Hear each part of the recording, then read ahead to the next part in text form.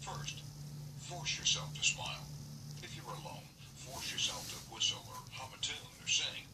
Act as if you were already happy, and that will tend to make you happy. Here's the way the psychologist and philosopher William James puts it. Action seems to follow feeling, but really action and feeling go together. And by regulating the action, which is under the more direct control of the will, we can indirectly regulate the feeling, which is not. Thus, the sovereign voluntary path to cheerfulness, if our cheerfulness be lost, is to sit up cheerfully and to act and speak as if cheerfulness were already there. Everybody in the world is seeking happiness, and there's only one sure way to find it. That is, by controlling your thoughts. Happiness doesn't depend on outward conditions, it depends on inner conditions. It isn't what you have, or who you are, or where you are, or what you're doing that makes you happy or unhappy. It is what you think about it. For example, two people may be in the same place doing the same thing. Both may have about an equal amount of money, prestige, and yet one may be miserable and the other happy. Why? Because of a different mental attitude. I have seen just as many happy faces among the poor peasants toiling with their primitive tools in the devastating heat of the tropics as I have seen in air-conditioned offices in New York, Chicago, or Los Angeles. There is nothing either good or bad, said Shakespeare, but thinking makes it so. Abe Lincoln once remarked that most folks are about as happy as they make up their minds to be. He was right.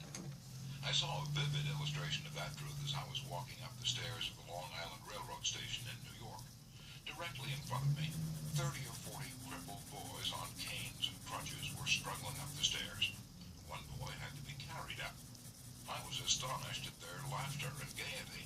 I spoke about it to one of the men in charge of boys. Boy, as he said, when a boy realizes that he's going to be a cripple for life, he's shocked at first, but after he gets over the shock, he usually resigns himself to his fate and then becomes as happy as normal boys. I felt like taking my hat off to those boys. They taught me a lesson I hope I shall never forget. Working all by oneself in a closed-off room in an office not only is lonely, but it denies one the opportunity of making friends with other employees in the company. Senora Maria Gonzalez of Guadalajara, Mexico, had such a job. She envied the shared comradeship of other people in the company as she heard their chatter and laughter.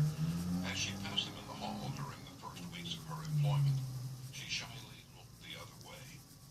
After a few weeks, she said to herself, "Maria, you can't expect these women to come to you. You have to go out and meet them." But the next time she walked to the water cooler, she put on her brightest smile and said, "Hi, how are you today?" to each of the people she met. The effect was immediate. Smiles and hellos were returned. The hallway seemed brighter, the job friendlier. Acquaintanceships developed and some ripened into friendships. Her job and her life became more pleasant and interesting. Peruse this bit of sage advice from the essayist and publisher Albert Hubbard, but remember, perusing it won't do you any good unless you apply it. Whenever you go out of doors, draw the chin in, carry the crown of the head high, and fill the lungs to the utmost. Drink in the sunshine, greet your friends with a smile, and put soul into every hand clasp. Do not fear being misunderstood, and do not waste a minute thinking about your enemies. Try to fix firmly in your mind what you would like to do, and then, without veering off direction, you will move straight to the goal. Keep your mind on the great and splendid things you would like to do, and then, as the days go gliding away, you will find yourself unconsciously seizing upon the opportunities that are required for the fulfillment of your desire, just as the coral insect takes from the running tide the element it needs. Picture in your mind the able, earnest, useful person you desire to be,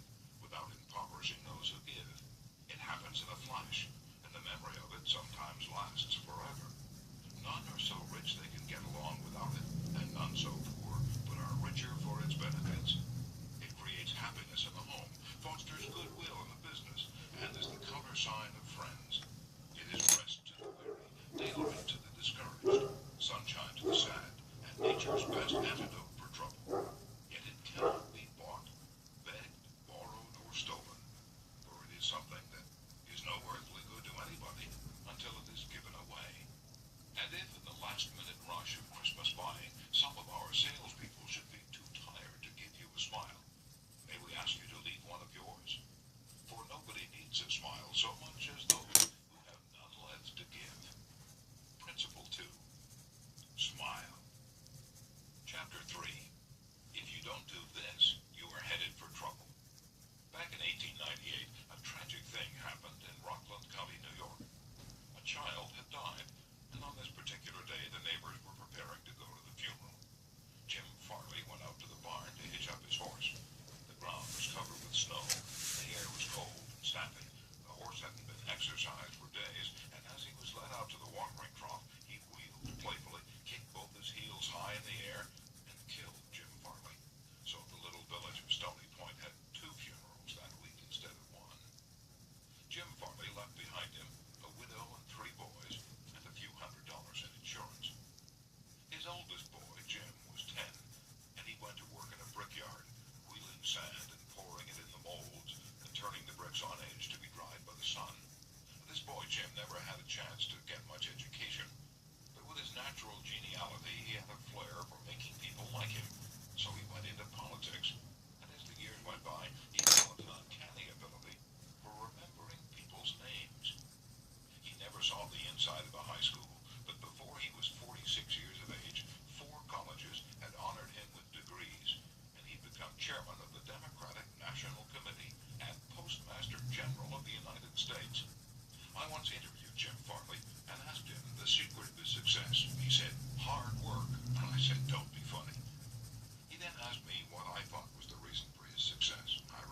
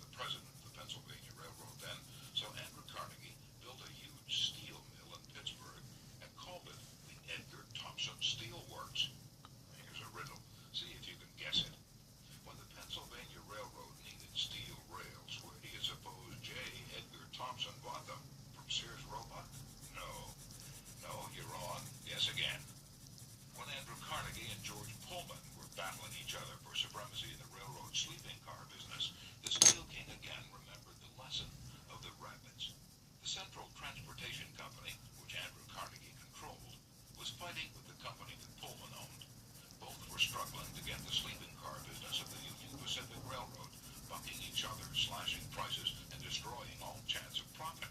Both Carnegie and Pullman had gone to New York to see the board of directors of the Union Pacific.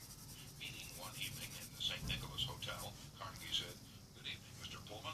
Aren't we making a couple of fools of ourselves?" "What do you mean?" Pullman demanded. And then Carnegie expressed what he had on his mind, a merger of their two interests. He pictured in glowing terms the mutual advantages of working with instead of against each other. Pullman listened attentively, but he was not wholly convinced.